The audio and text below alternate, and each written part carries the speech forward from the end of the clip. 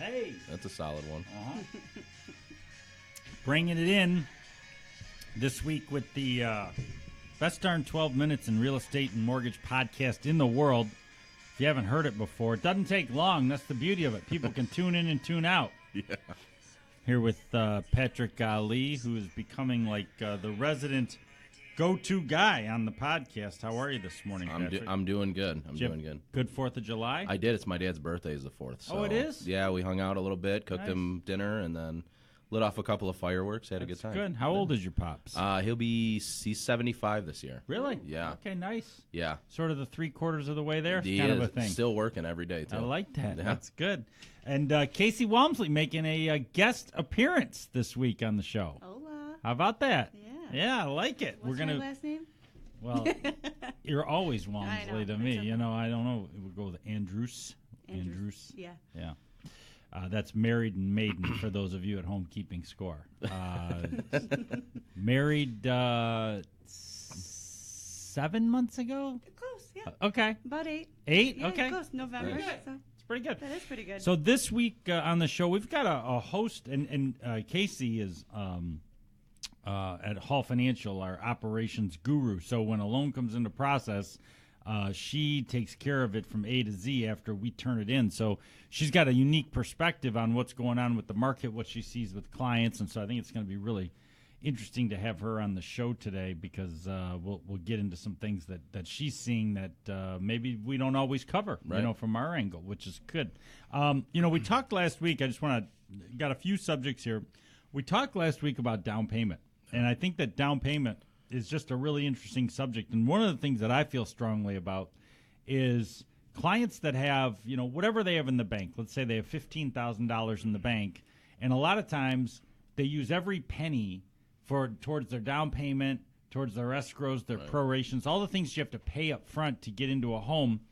And then, all of a sudden they got a house and they don't have any money left in their account or very little compared to if they would have put less down, maybe taken a little bit higher payment but had more cash reserves. I've just seen it so many times. I just wanted to get both of your perspectives on it because I always advise clients that you got to have some padding, some cushion in that bank account.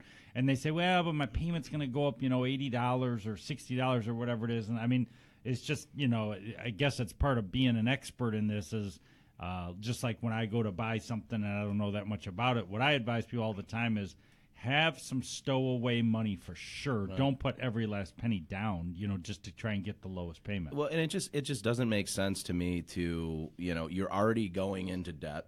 One of the best lines that I see at the closing table is, hey, congratulations, you're in debt. Yeah. And so why push yourself into a deeper hole by depleting all of your savings? And now, at the end of the day, you're returning pop bottles to pay your mortgage. Yeah.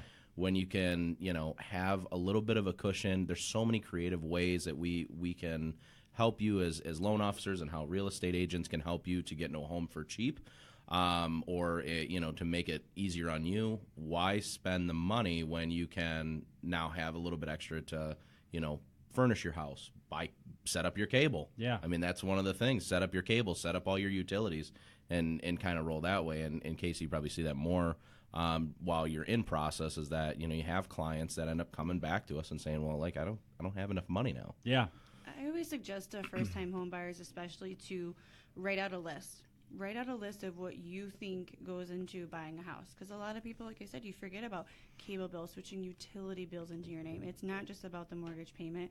Of course, that's important. But like to your point, David, in yours too, Pat, you don't want to dump everything into the loan and then have nothing as a reserve or a cushion to help you. Because those emergencies will come up, unfortunately. That's just the beauty of being a homeowner is that you have your own place to call your own. But those things are going to come up, and you need to be prepared. Yeah, and I think that the 3% down and the 5% down programs are out there so that folks can utilize them to their advantage. Even some people who have, let's say they have the 20%, but they're barely there.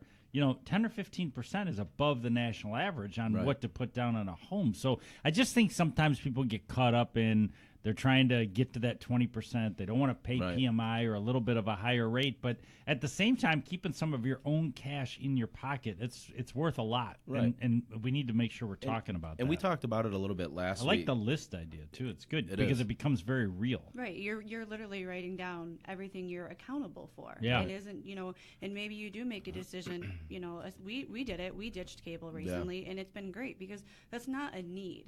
Yeah. That's not a necessity. That's I a don't know, want. Sports Center for me. Oh, I mean, we're still getting Big Ten networks. Oh, you So are? oh, Okay, yeah. Oh, okay, yeah. got it. That Okay. was priority. But Okay. you got to find that sweet spot of how much can you spend, how much should you Right. spend. So when you're writing things down, you're forcing yourself to be accountable and really take it seriously on what you're doing. You're not just buying a car or Yeah. you're buying a house. Yeah. Puts It's a life big into perspective investment. a little bit, I think. Really For does. sure. Yeah. One thing that I get a lot of questions on here, just kind of shifting gears because I think it'd be interesting to get both of your perspectives. Patrick is very, very knowledgeable about guidelines. His clients rave about him. Kasey obviously has processed and closed thousands of loans in her career.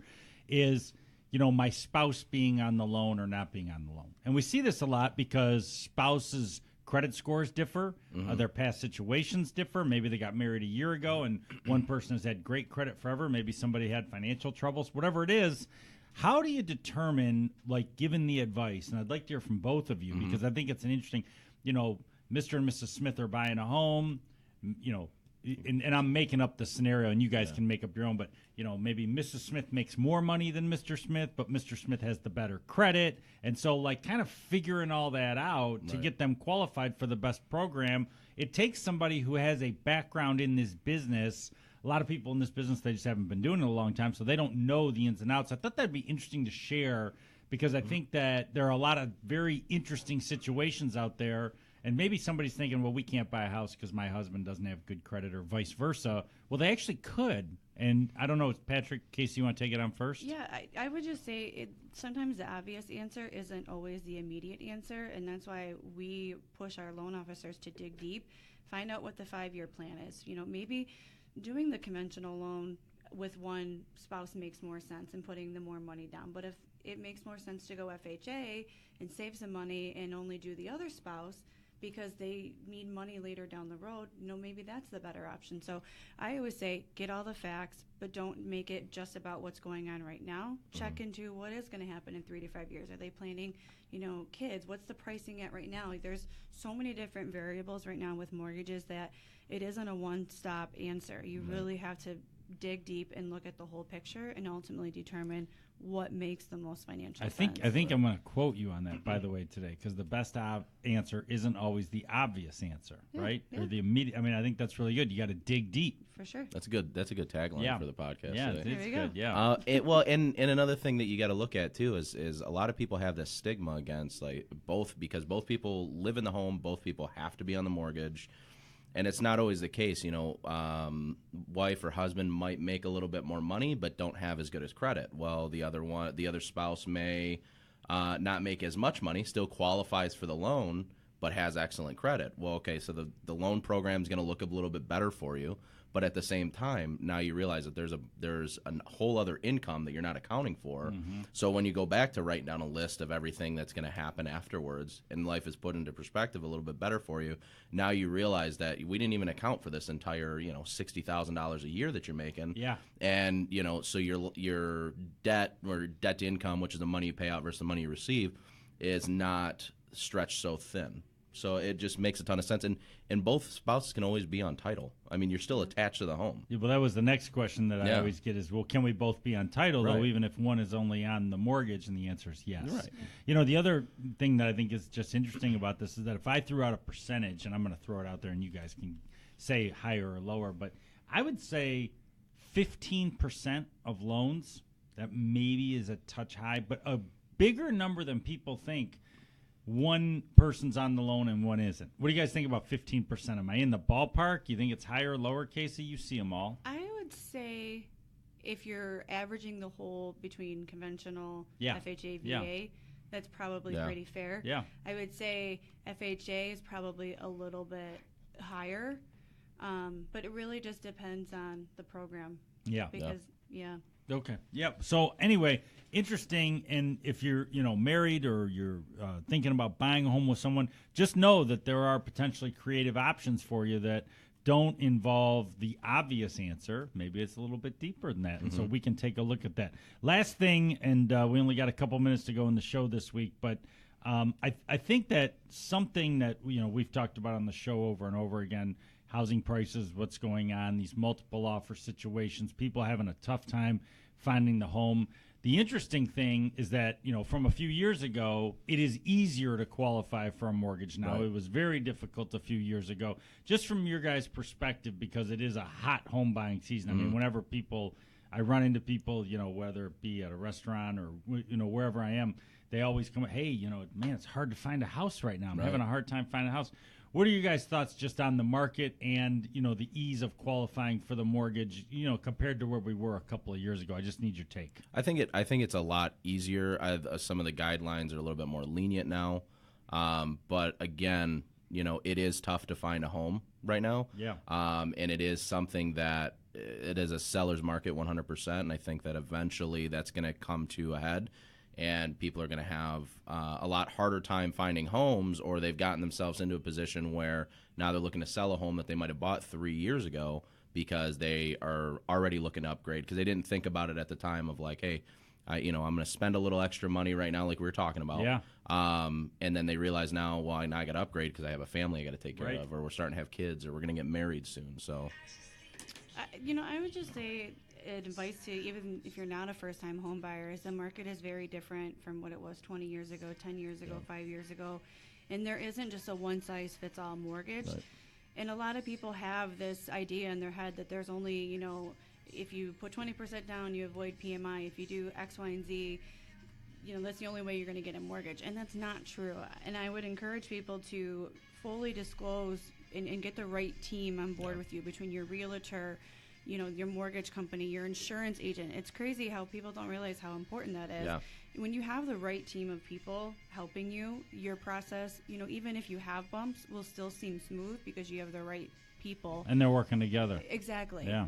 And if you pick especially with the loan officer part in the mortgage company, if you pick the right person and company, you have somebody that's literally like fighting for you. If you go to, Big Schmo, Joe Schmo Bank, yeah, they may be able to get it done, but you're not going to get the attention you're going to get from somebody that is truly an advocate for you getting into this house and being a homeowner.